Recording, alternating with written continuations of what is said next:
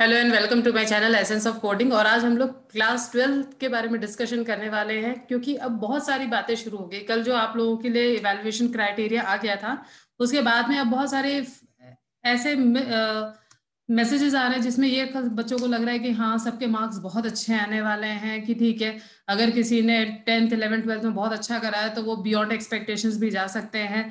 तो आपको ये तो पता होना चाहिए कि आपके मार्क्स कैसे कैलकुलेट होंगे। उससे रिलेटेड मैंने लास्ट टाइम भी वीडियो लेकर के आई थी, और आज भी मैं जो आपको वीडियो या जो सर्कुलर डिस्प्ले करवाना चाह रही हूँ, जो प्रूफ देना चाह रही हूँ, that is again with respect to the CBSE circular, क्योंकि बिना सर्कुलर मैं आपसे कोई बात नहीं करना चाहती। तो देखिए, अब हो क्या रहा है, जो अभी जो आप लोगों में बातें जो चल रही है वो ये है कि भाई सारे ही बच्चे पास हो जाएंगे और बहुत अच्छे मार्क्स आएंगे। दूसरी चीज है, सबको +5% दे दिया जाएगा, स्कूल का रिजल्ट बहुत अच्छा आ जाएगा। ऐसा कुछ भी नहीं है। पहले आप उस चीज को समझिए।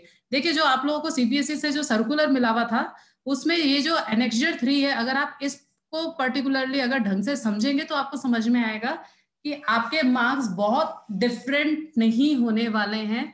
आपके स्कूल का रिजल्ट वैसे का वैसे ही आएगा, जैसे आप लोगों के पहले लास्ट 3 इयर्स में जो भी बेस्ट रिजल्ट रहा होगा, वही का वही, वैसा का वैसा ही रिजल्ट आने वाला है आप लोगों का।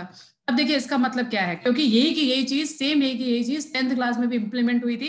10th क्लास को भी मैंने यही चीज समझाई थी, और अभी मैं यही की यही चीज 12th क्लास वालों के भी लेकर के आई हूँ। तो यहाँ पे क्या है, जब आप एनेक्सर 3 को प्रॉपरली देखेंगे तो आपको पता चलेगा कि इन्होंने यहाँ पे पूरा बहुत क्लियरली मेंशन कर रखा है कि मार्क्स किस तरह से कैलकुलेट करने हैं। जैसे इन्होंने ये बता रखा है, जैसे सीबीएसई क्या बताएगी कि लास्ट 3 इयर्स में जो भी आपके स्कूल का जो कि बेस्ट रिजल्ट रहा होगा, उसको पहली बात तो रेफरेंस ईयर माना जाएगा। अब देखिए, लास्ट 3 साल में जैसे इन्होंने एक एग्जाम्पल क्या ले रखा है कि सपोज 2020 ही जो था, that was having the best result out of last 3 years, तो इसी को रेफरेंस ईयर ले लिया। फिर रेफरेंस ईयर लेने के बाद में अब ये कैलकुलेट करा जाएगा कि <33। जैसे इन्होंने एक एग्जाम्पल ले रखा है मैथमेटिक्स, ये आपके सारे टीचर्स जो है वो अपनी अपने सब्जेक्ट का इस तरह से उनके पास में डिवीजन मिलेगा उनको, और इस तरह से ये जो स्लैब्स है उनको सारे के सारे अपने स्कूल के स्टूडेंट्स को इसी तरह से लाना पड़ेगा। जैसे मान लीजिए सीबीएसई ने ये डेटा सीबीएसई प्रोवाइड करेगी टीचर्स को, कि जैसे मैथमेटिक्स में 2020 में जैसे मान लीजिए <33% वाले जो बच्चे थे वो 1% बचे थे। यानी अगर 100 बच्चे हैं मान लीजिए स्कूल के अंदर, तो एक बच्चे को तो <33 में लाना ही लाना पड़ेगा।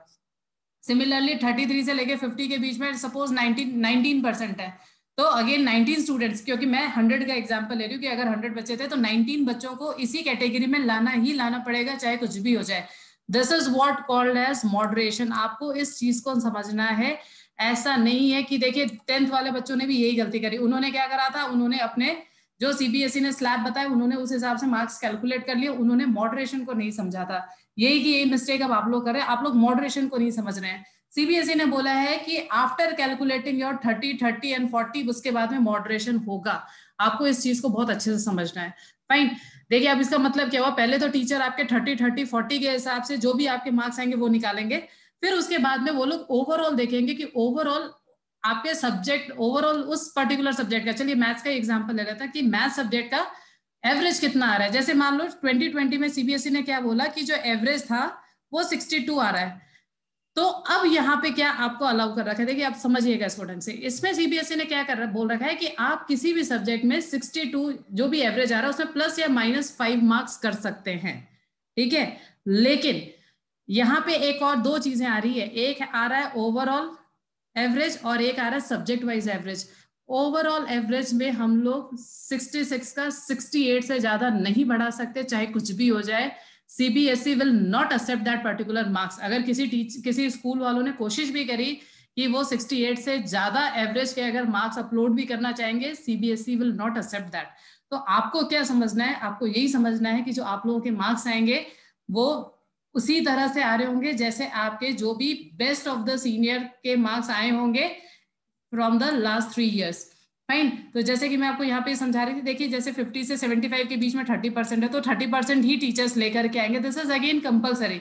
फिर 75 से 95 के बीच में 20% बचे थे तो उतने ही लाने पड़ेंगे, और 95% से ज्यादा मान लीजिए अगर 30% थे तो इतने ही बच्चे होंगे। हम इनमें बहुत ज्यादा डिफ्रेंसिएशन नहीं कर सकते, इन्हीं के लिए हमें फिर मॉडरेशन करना होगा, क्योंकि जरूरी नहीं है कि ये जो सीबीएसई ने डेटा ऐसे दिया है वैसे क्या वैसे आ जाए। हो सकता है कि बच्चों के बहुत ज्यादा अच्छे मार्क्स आ गए हो तो टीचर्स को उनको पुल डाउन करना ही पड़ेगा। This is what called as the moderation. CBSE ने एक लास्ट लिमिट स्पेसिफाई कर रखी है, उस लिमिट के बियॉन्ड आपके टीचर्स नहीं जा सकते, आप इस चीज को ध्यान रखिएगा। फिर आपको जो चीज समझनी थी, जैसे मैंने आपको बताया 62 मार्क्स थे, तो इसमें प्लस और माइनस 5 मार्क्स हो सकते हैं, आप इस चीज को ध्यान रखिएगा। It is not percentage, it is marks. और ऐसे ही ये जो 66 जो ओवरऑल एवरेज दे रखा है, इसमें प्लस या -2 हो सकता है, otherwise CBSE will not accept data of that particular school. इसी में ही इन्होंने आगे और इसको अच्छे से समझा रखा है। इन्होंने एक एग्जाम्पल दे दिया कि मान लीजिए अगर 200 स्टूडेंट्स होते किसी पर्टिकुलर स्कूल में, क्योंकि बहुत कॉमन सी चीज है, अगर मान लीजिए 200 स्टूडेंट होते तो उन्होंने उसी का 1% निकाल करके बता दिया, 2 स्टूडेंट 19% पे 38, ये वाला ऐसे दे रखा है। मुझे जो चीज आपको यहाँ पे दिखानी थी, दिस इज दिस वन। देखिए जो 62 एवरेज अभी जस्ट हमने पहले देखा था, सीबीएसई ने आपको बोल रखा है आप इसमें +- 5 मार्क्स कर सकते हैं, कोई प्रॉब्लम नहीं है। लेकिन जो सीबीएसई ने यहाँ पे स्ट्रिक्टली दे रखा है वो ये दे रखा है कि जो ओवरऑल एवरेज है वो अभी भी 66 से के बराबर या उससे कम या ज्यादा में खाली 2 ही मार्क्स का एवरेज डिफरेंस आ सकता है। ये देखिए यहाँ पे लास्ट लाइन में बहुत अच्छे से दे रखा है इन्होंने कि इसमें ये देखिए यहाँ पे दे रखा है, the school can allow A variation of 5 marks from the subject average, यानी सब्जेक्ट एवरेज में 5 मार्क्स का आप वेरिएशन दे सकते हैं। लेकिन जो आप लोगों का जो ओवरऑल एवरेज है, रेफरेंस ईयर का जो ओवरऑल एवरेज है, वो 2 मार्क्स से ज्यादा नहीं हो सकता। तो इसीलिए बस आप इस चीज को बहुत अच्छे से समझिएगा कि बहुत ज्यादा ड्रास्टिक चेंज नहीं आने वाला है। जैसा लास्ट बेस्ट ईयर का जो रिजल्ट रहा था उसमें ज्यादा +2 हो सकता है, उससे और कुछ भी नहीं होगा। फाइन, यही पॉलिसी 10th क्लास में भी अप्लाई हुई थी। टीचर्स ने भरे हैं मार्क्स, टीचर्स ने सीबीएसई में डाले हैं मार्क्स, जिनका प्रॉपर फॉर्मेट था, जिन्होंने सीबीएसई के कैलकुलेशन के अकॉर्डिंग मार्क्स अपलोड करे थे, उनके मार्क्स एक्सेप्ट हुए हैं, बाकी स्कूलों के नहीं हुए एक्सेप्ट। और फिर उन टीचर्स को वापस से मेहनत करके जो सीबीएसई ने जो अपनी पॉलिसी बताई थी उसी के अकॉर्डिंग मार्क्स कन्वर्ट करें, तभी सीबीएसई ने अलाउ करे, सीबीएसई ने तभी एक्सेप्ट करें। आई होप आपको मेरा वीडियो इन्फॉर्मेटिव लगा होगा। सीबीएसई से रिलेटेड और जानकारी के लिए you can subscribe my channel. Thank you so much for watching this video and I will see you next time.